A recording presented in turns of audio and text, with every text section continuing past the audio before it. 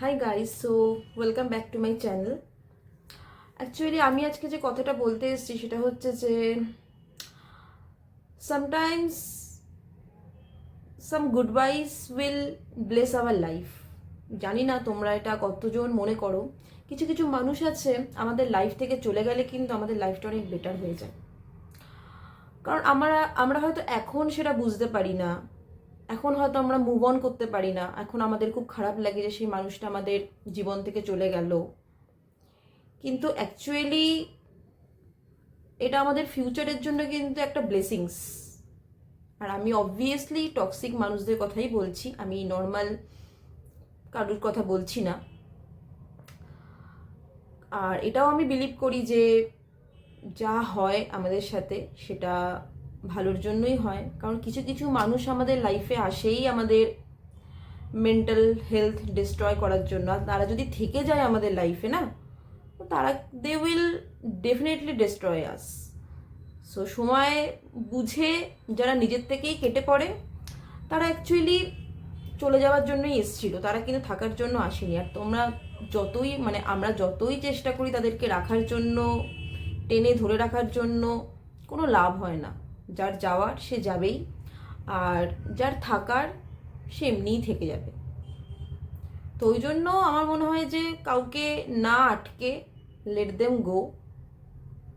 আর আমি তো খুব গ্রেটফুল মনে করি এখন যে আমার লাইফ থেকে যারা যারা গেছে, আমি যখন চিন্তা করি তখন আমি ভাবি যে সিরিয়াসলি আই এম ব্লেসড।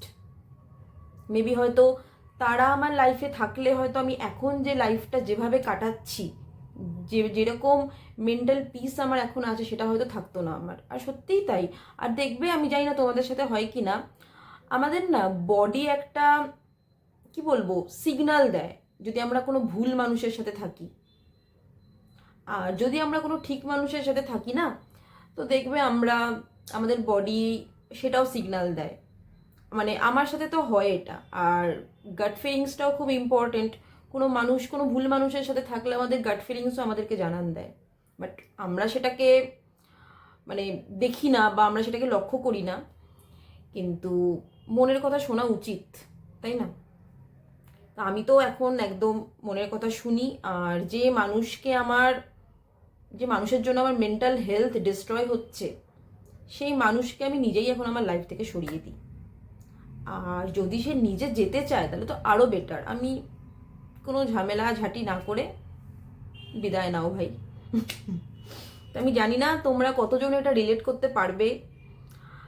এটা জাস্ট নর্মাল একটা থটস আমার মাথাতে এলো, কারণ আমি নিজে একটা টাইমে মেন্টাল হেলথ নিয়ে খুবই সাফার করেছি। এখনও বলবো না যে পুরোপুরি আমার সব কিছু কেটেছে। তো যত বয়স বাড়ছে আস্তে আস্তে নিজের রিয়েলাইজেশন হচ্ছে। আমি থেরাপিও নিয়েছি আগে কিছু দিন। তো সব কিছুই অ্যাকচুয়ালি লাইফ এক্সপিরিয়েন্স। ওই জন্য মনে হলো যে আমার তোমাদের সাথে একটু শেয়ার করি। আমাদের খুবই অসুবিধা হয়, সবাই বলে যে ইজি না, কাউকে যেতে দেওয়া ইজি না। কিন্তু দিনের পর দিন কষ্ট পাওয়ার থেকে মনে হয় না যে চলে গেলে ভালো হয়। কার কতদিন ভাল লাগে ঝামেলা নিতে?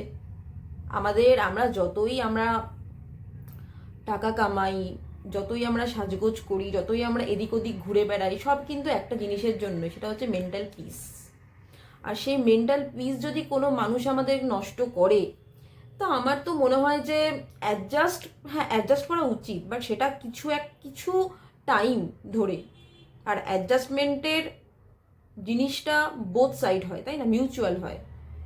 তো ওই জন্য সবসময় মেন্টাল হেলথকে প্রায়োরিটি রেখে আমার মনে হয় যে, আর নিজেকে প্রায়োরিটি রেখে যারা যেতে চায় তাদেরকে সুন্দর করে যেতে দেওয়া উচিত। আর যদি তো তারা না যায়, যদি টক্সিক হয়ে তোমার লাইফে বসে থাকে, তোমার নিজের দায়িত্ব নিয়ে তাদেরকে যেতে দেওয়া উচিত। তো এটাই ছিল। আর আমি দেখতে পাচ্ছি যে তোমরা আমাকে কেন জানি না ভিডিও দেখছো, লাইক করছো, আর সাবস্ক্রাইব করছো না। প্লিজ সাবস্ক্রাইব করো। আমি মাঝে মাঝে ভিডিও বানাচ্ছি কারণ আমার কথা বলতে খুব ভালো লাগছে। সেরকম মনের কথা শেয়ার করার মতো কেউ নেই, ওই জন্য আমি এখানে কথা বলছি। তো তো তোমরা আমাকে শেয়ার করো, আমি একটা খুব সুন্দর সেফ কমিউনিটি তৈরি করতে চাই এখানে, আর কিচ্ছু না। আমরা গল্প করব নিজেদের মধ্যে, কমেন্টস করবে তোমরা। তো চলো, এটাই বলার ছিল। ভালো লাগলে সাবস্ক্রাইব করো, লাইক করো, আর ইচ্ছে হলে শেয়ার করো। চলো, আবার দেখা হবে পরের দিন। বাই।